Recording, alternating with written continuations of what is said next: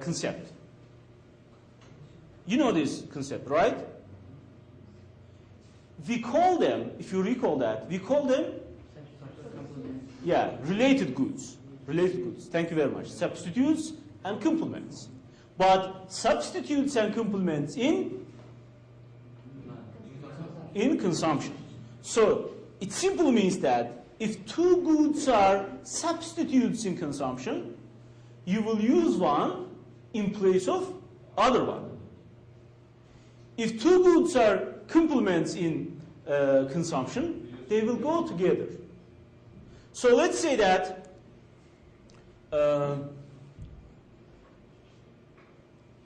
there's two brand names, Theta T, and the other one is, other one is Xenon T. Okay? When Theta T price go up, when Theta T price go up, it will relatively be very expensive when you compare it with the Xenon T. So, demand, just demand. Demand for Xenon T will go down. So, excuse me, go up. Thank you for not sleeping. I was just checking you, no problem. Okay? So, you did know this relationship. But now we will know how much. So you know this relationship. You know that if two goods are substitutes, you can call them also rivals. If two goods are substitutes, if one's price go up, people will stay away or switch out to other brand name. Okay? You know this relationship.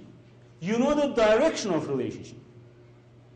But now you will know how much. So, for example, if the Theta T price go up 20%, and because of this reason, Xenon T price, demand goes up 30%, it means that if you plug in numbers in this formula, you will get the 30 divided by 20 equals 1.5. So now you have an exact number. And this exact number says you that if Theta T price go up 1%, demand, just demand. Please recall, it's the other factors. Factors other than goods own price. So we will say that demand for the Xenon T will go up, 1.1. So what's the sign of result? What's the sign of coefficient? Positive. Thank you very much. So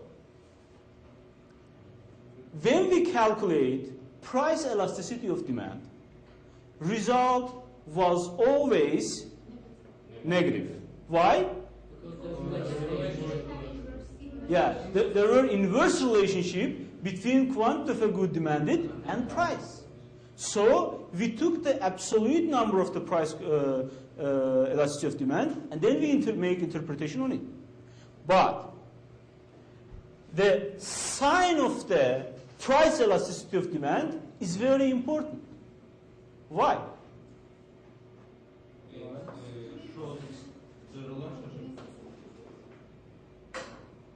For example, let's say that the good A's price go down 30%. Good B's demand goes down 60%, for example. Result will be, okay, let's say that it's positive. So what's going to happen about the result?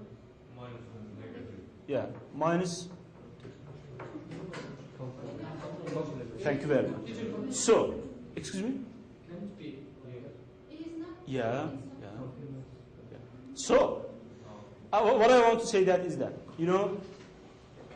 the sign of cross price elasticity of demand is very important. Because if it has a positive sign, it means that if good A's price go up, good B's demand goes up. So it means that these goods have a rival relationship. They are substitutes to each other. Yeah, exactly. So it means that these two goods are complements. For example, let's say that the car price, it's a broadly defined car price. I mean, just there is not a brand name. Just assume for just a second. So then, yeah, demand for gasoline goes up.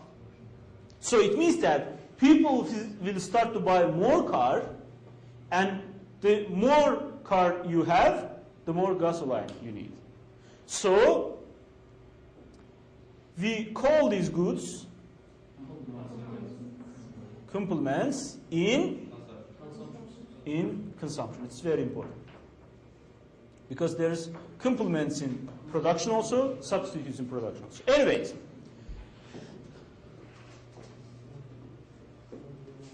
if sign of the cross price elasticity of demand is positive, they are substitutes. These two goods are said to be substitutes in consumption. But if it's negative, it means that these two goods are complements in consumption. You know the reason behind this? Yeah. It's just a mathematical issue, but